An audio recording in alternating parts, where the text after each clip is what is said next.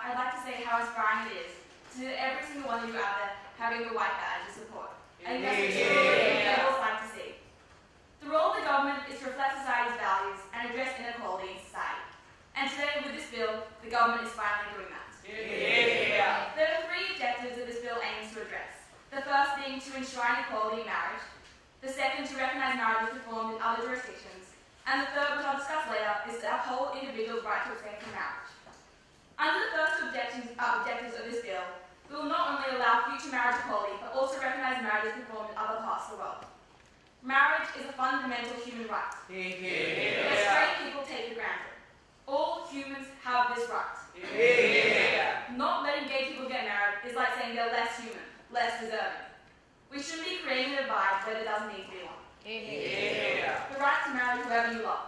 This right is so basic that no one would justify a world where this right is taken from them. So then why do we let this injustice continue, even for a small number of people?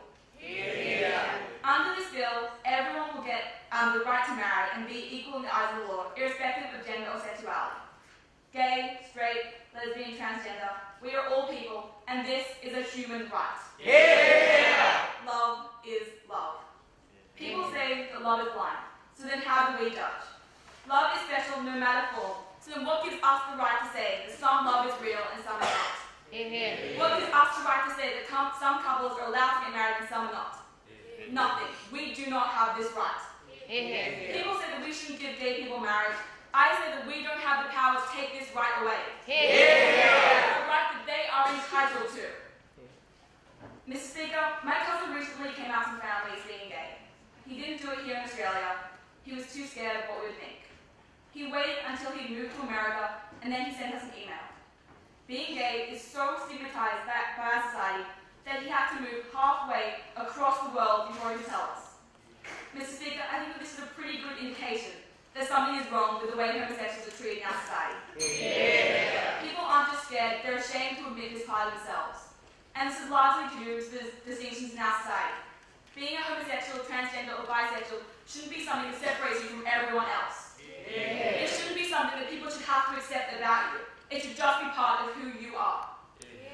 Furthermore, if people don't like it, then they don't have to get married to someone who's the same gender as themselves. They don't even have to watch.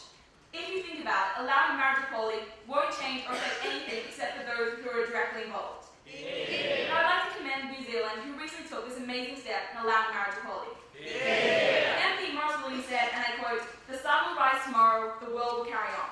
I'd like to go a step further. After this bill is inducted, straight people will still be able to get married. Marriage will not change. Straight people will still be able to get married, and they will not suddenly decide to become gay. The world will carry on. The only thing that will change, the one and only thing, is that gay people will be able to get married too. We aren't giving them unfair advantages or giving them extra treatment. We're just giving them what everyone else takes for granted.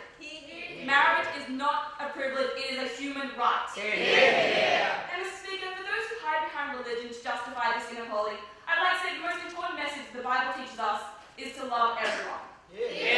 Unconditional love. The Bible preaches acceptance, now it's time for them to do what they preach. So now to the third objective that our bill discusses, and that's further examining Clause 7, which is the right for the celebrant to abstain from performing a ceremony. The right to choose is a fundamental human right that we need to protect. Allowing marriage equality is one thing, but forcing someone who doesn't believe in it to perform the ceremony is something else entirely, something the government cannot stand for. It is something so negative that it taints the positive change that we've enacted.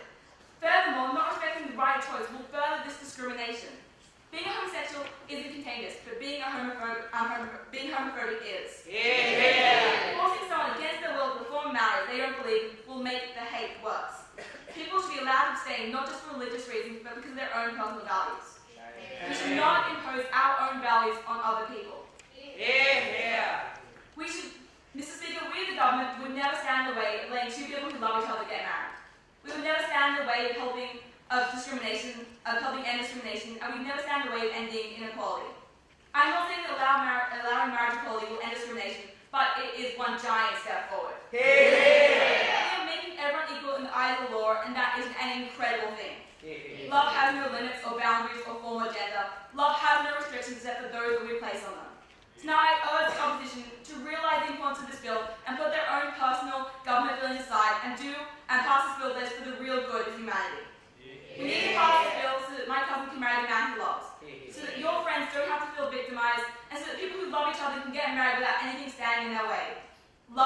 no gender. Love doesn't discriminate, and we should neither. Yeah.